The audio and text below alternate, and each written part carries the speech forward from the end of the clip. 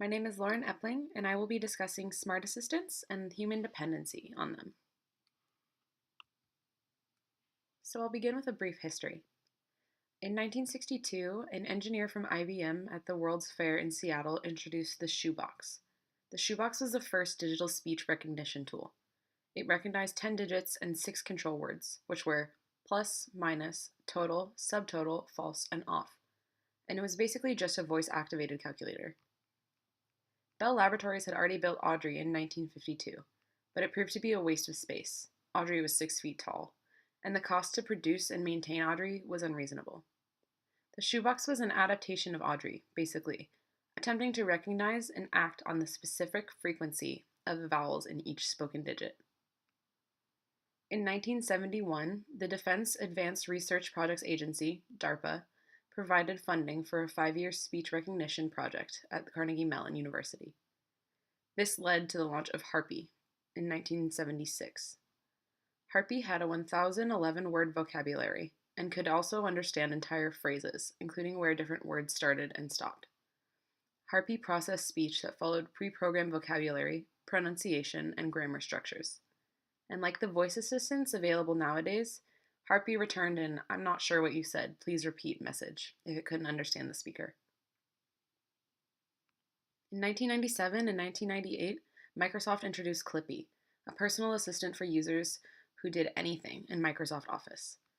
Unfortunately, although users loved Clippy, no matter how many times he was used, he never learned the user's name, preferences, or anything about the user for that matter, so he wasn't very useful. If you fast forward through a few technologies, like the Tandora in 1986, which was just a bigger version of the shoebox, or Dragon's 1997 naturally speaking software, which could recognize and transcribe natural human speech, we get to present-day smart assistant technologies. So IBM's Watson is one of these. Same with Apple's Siri in 2011, Microsoft's Cortana in 2013, Amazon's Alexa in 2014, and the Google Home in 2016. And all of these technologies have changed our lives in ways we don't even realize over the past 10 years. So this is just a graph. I think it's easy to see most of the growth of these smart assistant technologies has happened in the last 8 or so years with the creation of Siri.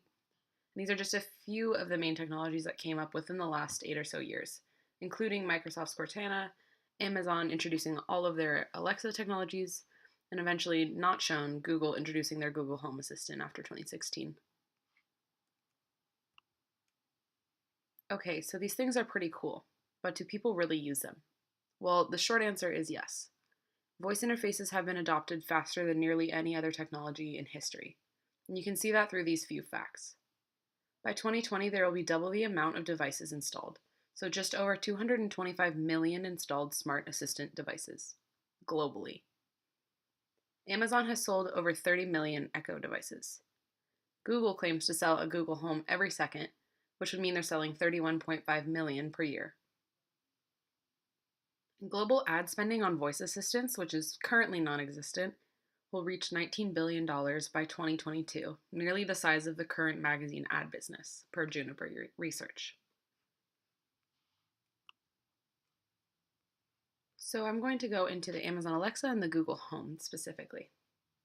So, Amazon Smart Assistant Alexa was released in November 2014, so only a little over 4 years ago. But there are now over 50 devices that are powered by Alexa, including a microwave or even a smoke detector. Alexa has a variety of features, including simple tasks such as math, setting reminders, and asking about the weather, home automation, so users can control devices around their house using Alexa, anything from turning on a television to turning on all of the lights, or turning on the lights when you arrived home based on your location, locking or unlocking doors, adjusting the thermostat, or even closing an Alexa-powered garage door. Ordering. So with Alexa, a user can order anything their heart desires directly from their Amazon account. They are then able to track any packages with Alexa as well. A user can also order an Uber or a Lyft using Alexa.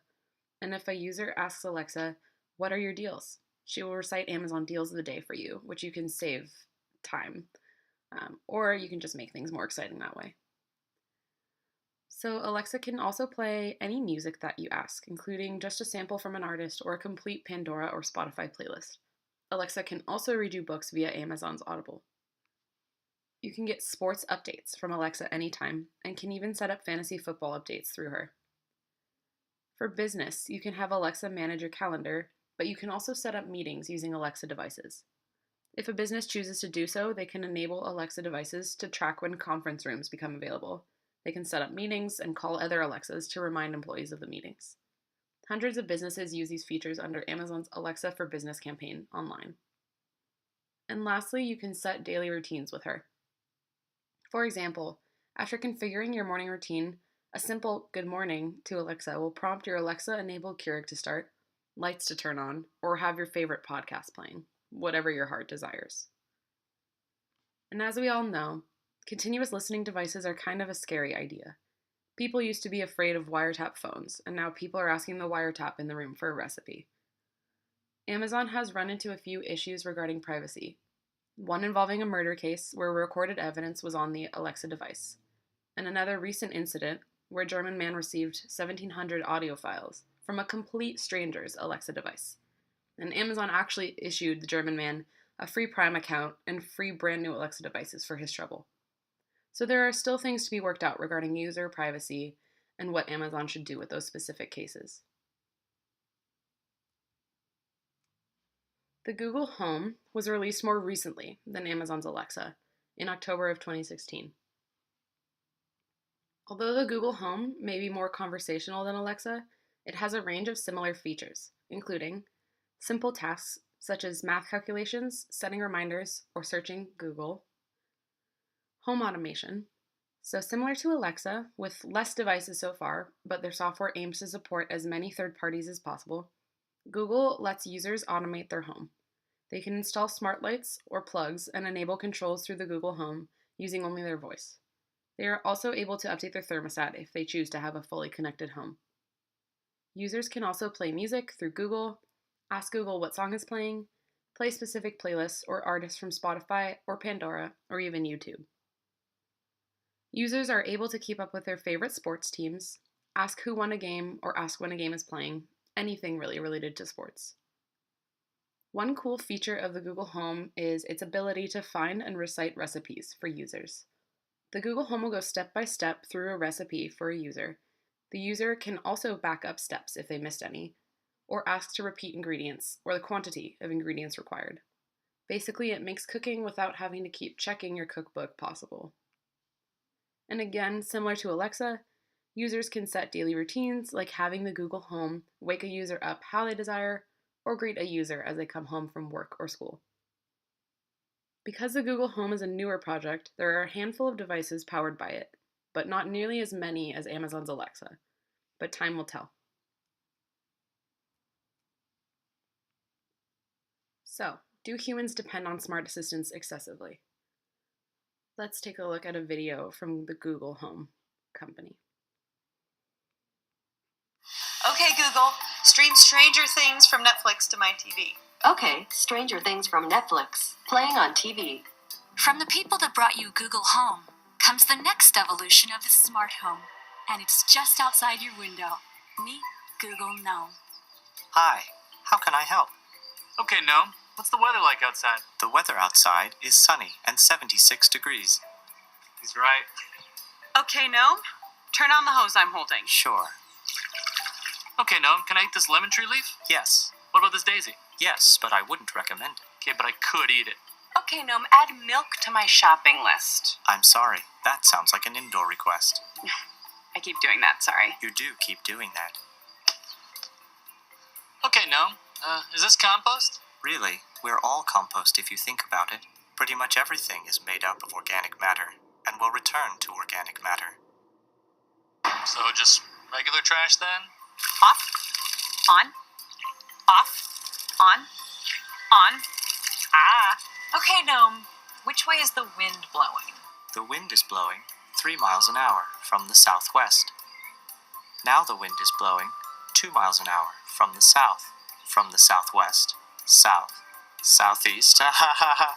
That tickles. The wind is, ha ha ha ha. Okay, Gnome, play some cool music. Playing cool music. Play something else? Introducing Google Gnome, The smart yard is finally here. Faster! Faster, gnome! So this video seems a little excessive and silly, and it is. But a study was done by MIT, and they researched why users choose to use a virtual assistant and in which ways the users use their virtual assistant. Top users were commanding something of their smart assistants on average at least 30 times a day. And these users, out of 88 participants, were mostly commanding their assistants to do simple things related to music, volume, small talk, or alarms or weather. Ultimately, I want you as a viewer to question, do humans really depend on these smart assistants excessively?